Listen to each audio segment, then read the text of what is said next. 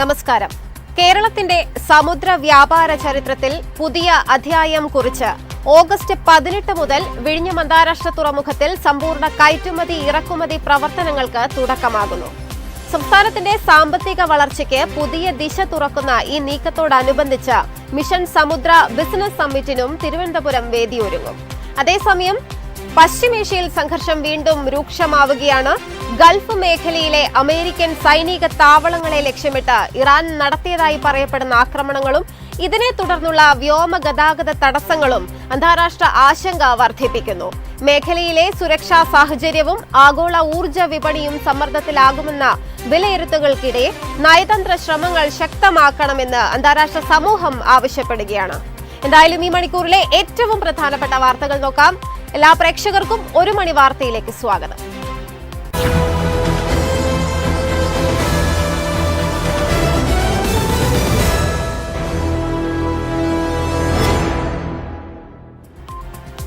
കേരളത്തിന്റെ സാമ്പത്തിക വളർച്ചയിലും രാജ്യത്തിന്റെ സമുദ്ര വ്യാപാര മേഖലയിലും ചരിത്രപരമായ നാഴികക്കല്ലായി മാറിക്കൊണ്ട് വിഴിഞ്ഞം അന്താരാഷ്ട്ര തുറമുഖത്തിൽ ഓഗസ്റ്റ് 18 മുതൽ സമ്പൂർണ്ണ എക്സിം പ്രവർത്തനങ്ങൾക്ക്, അതായത് സമ്പൂർണ്ണ കയറ്റുമതി ഇറക്കുമതി പ്രവർത്തനങ്ങൾക്ക് തുടക്കമാകും. ഇതോടെ കേവലം ഒരു ട്രാൻസ്ഷിപ്മെന്റ് തുറമുഖം എന്ന നിലയിൽ നിന്ന് മാറി ആഗോള ചരക്കുകൾ നേരിട്ട് ഇന്ത്യയിലേക്ക് എത്തുന്നതും തിരിച്ചു പോകുന്നതുമായ സമ്പൂർണ്ണ അന്താരാഷ്ട്ര ചരക്ക് കവാടമായി വിഴിഞ്ഞം മാറും. തുറമുഖത്ത് നിന്നുള്ള ആദ്യ കയറ്റുമതി കണ്ടെയ്നർ മുഖ്യമന്ത്രി വി.ഡി. സതീശൻ ഫ്ളാഗ് ഓഫ് ചെയ്യും. സംസ്ഥാന സർക്കാരിന്റെ 100 ദിന കർമ്മ പരിപാടിയിൽ ഉൾപ്പെടുത്തിയാണ് ഈ ചരിത്ര നേട്ടം യാഥാർത്ഥ്യമാകുന്നത്. എക്സിം പ്രവർത്തനങ്ങളുടെ ഉദ്ഘാടനത്തോടനുബന്ധിച്ച് വിപുലമായ മിഷൻ സമുദ്ര ബിസിനസ് സമ്മിറ്റും തിരുവനന്തപുരത്ത് സംഘടിപ്പിക്കും. ആഗോള ഷിപ്പിംഗ് കമ്പനികൾ, അന്താരാഷ്ട്ര ലോജിസ്റ്റിക്സ് സ്ഥാപനങ്ങൾ, വൻകിട കയറ്റുമതിക്കാർ, ആഗോള നിക്ഷേപകർ, പ്രമുഖ വ്യവസായ പ്രമുഖർ എന്നിവരും ഈ സമ്മേളനത്തിൽ പങ്കെടുക്കും. സമ്മേളനത്തിൽ കേരളത്തിന്റെ മാരിടൈം സാമ്പത്തിക വികസന കാഴ്ചപ്പാട് അവതരിപ്പിക്കുന്നതോടൊപ്പം സംസ്ഥാന സർക്കാരിന്റെ ദീർഘകാല സമുദ്ര വികസന ദൌത്യമായ മിഷൻ സമുദ്ര ഔദ്യോഗികമായി പ്രഖ്യാപിക്കുകയും ചെയ്യും. ഗൾഫ് മേഖലയിൽ കനത്ത വ്യോമ മിസൈൽ ആക്രമണങ്ങളുമായി Iran. Bahrain, Qatar, Kuwait, Jordan എന്നിവിടങ്ങളിലെ അമേരിക്കൻ സൈനിക താവളങ്ങളെ ലക്ഷ്യമിട്ടാണ് ആക്രമണം. വടക്കൻ ഇന്ത്യൻ മഹാസമുദ്രത്തിൽ സഞ്ചരിച്ചിരുന്ന ഒരു അമേരിക്കൻ കപ്പലിനു നേരെയും ക്രൂയിസ് മിസൈൽ പ്രയോഗിച്ചതായി ഇറാന്റെ സൈന്യം അറിയിച്ചു. കുവൈറ്റിൽ കടൽ ജല ശുദ്ധീകരണ പ്ലാന്റുകൾ ആക്രമിക്കപ്പെട്ടു. പിന്നാലെ കുവൈറ്റ് വ്യോമപാത അടച്ചു. വ്യോമപാത അടച്ചതിനെ തുടർന്ന് ജൂലൈ 18 മിക്ക വിമാന സർവീസുകളും പുനഃക്രമീകരിക്കുകയാണെന്ന് കുവൈറ്റ് എയർവേസ് അറിയിച്ചിട്ടുണ്ട്. പുതിയ വിവരങ്ങൾ അറിയുന്നതിനായി ടിക്കറ്റ് ബുക്ക് ചെയ്തപ്പോൾ നൽകിയ ഫോൺ നമ്പറുകളിലേക്ക് അയക്കുന്ന അറിയിപ്പുകൾ ശ്രദ്ധിക്കണമെന്ന് വിമാന കമ്പനികൾ യാത്രക്കാർക്ക് നിർദ്ദേശം നൽകി. ഇറാനെതിരെ തുടർച്ചയായ 7ാം ദിവസവും ആക്രമണം നടത്തിയതായി US സെൻട്രൽ കമാൻഡ് അറിയിച്ചു. ഇറാന്റെ തെക്കൻ ഭാഗങ്ങളിൽ സ്ഫോടനങ്ങൾ കേട്ടതായി റിപ്പോർട്ടുകളുണ്ട്. സിറിക് നഗരത്തിൽ 3 സ്ഫോടനങ്ങൾ ഉണ്ടായതായി ഇറാൻ സ്റ്റേറ്റ് ടെലിവിഷനും റിപ്പോർട്ട് ചെയ്യുന്നു. സംഘർഷം പശ്ചിമേഷ്യയിലെ സുരക്ഷാ സാഹചര്യത്തെയും ആഗോള ഊർജ്ജ വിപണിയെയും ബാധിക്കുമെന്ന ആശങ്ക ഉയർന്നിട്ടുണ്ട്. സംഘർഷം നിയന്ത്രിക്കാൻ നയതന്ത്ര ശ്രമങ്ങൾ ശക്തമാക്കണമെന്ന് ഐക്യരാഷ്ട്രസഭ ഉൾപ്പെടെയുള്ള അന്താരാഷ്ട്ര സംഘടനകൾ ആവശ്യപ്പെട്ടു. കത്തിക്കയറി ക്രൂഡ് ഓയിൽ വില. ഇറാൻ US യുദ്ധം കലുഷിതമാവുകയും ഹോർമുസിലെ കപ്പൽ യാത്രകൾ തടസ്സപ്പെടുകയും ചെയ്തതോടെയാണ് എണ്ണവില വീണ്ടും വർദ്ധിച്ചത്.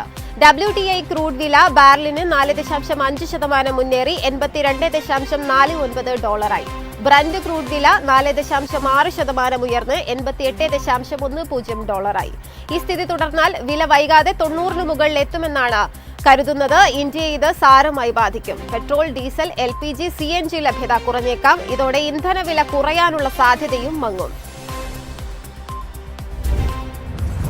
രാജ്യത്തെ സ്വകാര്യ ബഹിരാകാശ ഗവേഷണ മേഖലയ്ക്ക് വൻ നേട്ടം. സ്വകാര്യ നിർമ്മിത റോക്കറ്റ് വിക്രം 1 വിക്ഷേപിച്ചു. ശ്രീഹരിക്കോട്ടയിലെ സതീഷ് ധവാൻ സ്പേസ് സെന്ററിലെ 1ാമത്തെ വിക്ഷേപണ തറയിൽ നിന്നായിരുന്നു വിക്ഷേപണം. ഹൈദരാബാദ് ആസ്ഥാനമായ സ്കൈ റൂട്ട് എയ്റോസ്പേസ് തദ്ദേശീയമായി രൂപകൽപ്പന ചെയ്തതാണ് വിക്രം 1 റോക്കറ്റ്.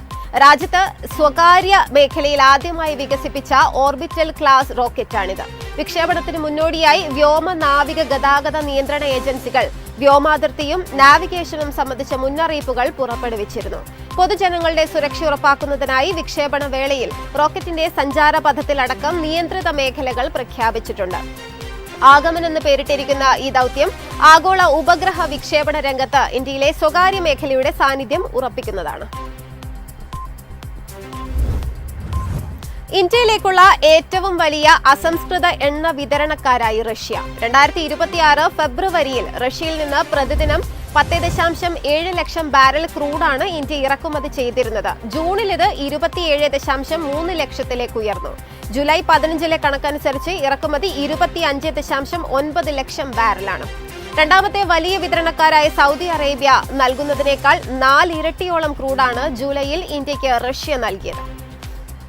2022 റഷ്യ യുക്രൈൻ യുദ്ധം ആരംഭിച്ചതു മുതൽ വിലക്കിഴിവിൽ ലഭിക്കുന്ന റഷ്യൻ ക്രൂഡ് ഇന്ത്യ വലിയ തോതിൽ വാങ്ങിയിരുന്നു. എന്നാൽ റഷ്യൻ എണ്ണ വാങ്ങുന്നത് നിരുത്സാഹപ്പെടുത്തുന്നതിനായി അമേരിക്ക ഇന്ത്യയിൽ നിന്നുള്ള ഇറക്കുമതിക്ക് അധിക തീരുവ ചുമത്തുകയും റോസ്ഫെറ്റ്, ലൂക്കോയിൽ തുടങ്ങിയ പ്രമുഖ റഷ്യൻ ഊർജ്ജ കമ്പനികൾക്ക് മേൽ ഉപരോധം ഏർപ്പെടുത്തുകയും ചെയ്തിരുന്നു. അതേസമയം ഇന്ത്യക്ക് ഏറ്റവും കൂടുതൽ എണ്ണ നൽകുന്ന ആദ്യ 5 രാജ്യങ്ങളുടെ പട്ടികയിൽ വീണ്ടും വെനസ്വേല ഇടം പിടിച്ചു.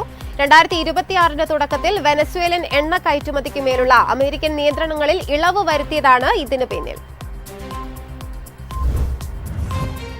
ഗൾഫ് മലയാളികൾ വഴി RBI നിക്ഷേപ പദ്ധതിയിലെത്തിയത് കോടികൾ.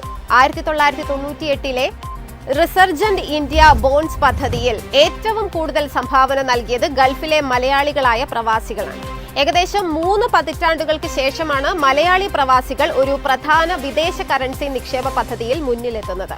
റിസർവ് ബാങ്ക് ഓഫ് ഇന്ത്യയുടെ പ്രത്യേക വിദേശ കറൻസി നോൺ റെസിഡന്റ് നിക്ഷേപ പദ്ധതിയിലാണ് പ്രവാസി മലയാളികൾ വലിയ താൽപര്യം കാണിക്കുന്നത്. ബാങ്കുകൾ ആകർഷകമായ ഡോളർ നിക്ഷേപ നിരക്കുകൾ വാഗ്ദാനം ചെയ്യുന്നതാണ് പ്രവാസികളെ പദ്ധതിയിലേക്ക് അടുപ്പിക്കാൻ കാരണമായത്. 2026 മാർച്ച് 31 കണക്കനുസരിച്ച് സംസ്ഥാനത്തെ ബാങ്കുകളിലെ മൊത്തം NRI നിക്ഷേപങ്ങൾ 3.24 ലക്ഷം കോടി രൂപയായിരുന്നു. ഫെഡറൽ ബാങ്കാണ് ഏറ്റവും കൂടുതൽ വിഹിതം നേടിയത്. പദ്ധതിയിലെ നിക്ഷേപങ്ങളുടെ വലിയൊരു പങ്ക് GCC രാജ്യങ്ങളിൽ നിന്നാണ്. യൂറോപ്പും മറ്റ് വിപണികളും താരതമ്യേന കുറവാണ് സംഭാവന ചെയ്യുന്നത്. നിക്ഷേപങ്ങളിൽ ഭൂരിഭാഗവും UAE, Saudi Arabia, Oman, Qatar, Kuwait, Bahrain എന്നിവിടങ്ങളിലെ ഗൾഫ് പ്രവാസികളിൽ നിന്നാണ്. വോട്ടർ പട്ടികയിൽ നിന്ന് നീക്കം ചെയ്യപ്പെടുന്നതോടെ പൗരത്വം നഷ്ടമാകുന്നില്ലെന്ന് സുപ്രീം കോടതി വാക്കാൽ പറഞ്ഞു. പൗരത്വം നിർണയിക്കാനുള്ള ആത്യന്തിക അധികാരം തെരഞ്ഞെടുപ്പ് കമ്മീഷൻ അല്ലെന്നും വോട്ടർ പട്ടികയിൽ നിന്ന് നീക്കം ചെയ്യുന്നത് താനെ പൗരത്വം നഷ്ടപ്പെടാൻ കാരണമാകില്ലെന്നും കോടതി പറഞ്ഞു. ബീഹാർ സമഗ്ര വോട്ടർ പട്ടിക പരിഷ്കരണ വിധിന്യായത്തിൽ ഇക്കാര്യം വ്യക്തമാക്കിയിട്ടുണ്ടെന്നും കോടതി വ്യക്തമാക്കി. SIRൽ ഒഴിവാക്കപ്പെട്ടവരുടെ അപ്പീലുകൾ കേൾക്കാൻ രൂപീകരിച്ച അപ്പലറ്റ് ട്രൈബ്യൂണലിലെ വാദം കേൾക്കൽ കാര്യക്ഷമമാക്കാൻ നടപടി തേടി പ്രസേജിത് ബോസ് നൽകിയ ഹർജി പരിഗണിക്കുകയായിരുന്നു ചീഫ് ജസ്റ്റിസ് സൂര്യകാന്ത് അധ്യക്ഷനായ ബെഞ്ച്. ട്രൈബ്യൂണലിലേക്ക് കീഴിൽ 34 ലക്ഷം അപ്പീലുകൾ തീർപ്പാക്കാനുണ്ടെന്നാണ് ഹർജിയിലെ വാദം. വോട്ടർ പട്ടികയിൽ നിന്ന് ഒഴിവാക്കപ്പെട്ടവർക്ക് റേഷൻ കിട്ടുന്നില്ലെന്നും ജാതി സർട്ടിഫിക്കറ്റ് അനുവദിക്കാത്ത പ്രശ്നമുണ്ടെന്നും പറയുന്നു. ഈ ഘട്ടത്തിലാണ് വോട്ടർ പട്ടികയിലെ ഒഴിവാക്കലിന്റെ പേരിൽ പൗരത്വം തീരുമാനിക്കപ്പെടുന്നില്ലെന്ന് കോടതി പറഞ്ഞത്. സംസ്ഥാനത്ത് വൈദ്യുതി നിയന്ത്രണം ഇന്നും തുടരും. വൈദ്യുതി പ്രതിസന്ധി രൂക്ഷമായ സാഹചര്യത്തിൽ നിയന്ത്രണം കൂടിയേ തീരൂ എന്ന നിലപാടിലാണ് KSEB. വൈദ്യുതി ആവശ്യകതയേറുന്ന സമയങ്ങളിൽ, അതായത് പീക്ക് അവേഴ്സിൽ സംസ്ഥാനത്ത് നിലവിൽ 500 മെഗാവാട്ടിന്റെ ദൗർബല്യമാണ് നേരിടുന്നത്. നിലവിലെ സാഹചര്യത്തിൽ രാത്രി 7 മണി മുതൽ പുലർച്ചെ 2 മണി വരെ ഏർപ്പെടുത്തിയിരിക്കുന്ന നിയന്ത്രണം തുടരേണ്ടി വരുമെന്ന് KSEB ചെയർമാൻ MG രാജമാണിക്യം അറിയിച്ചു. അതേസമയം ലോകകപ്പിന്റെ കലാശക്കൊട്ടിന് വൈദ്യുതി മുടങ്ങില്ലെന്ന ഉറപ്പും KSEB നൽകിയിട്ടുണ്ട്. ഇതോടെ 1 മണി വാർത്ത ഇവിടെ പൂർണ്ണമാവുകയാണ്. നമസ്കാരം.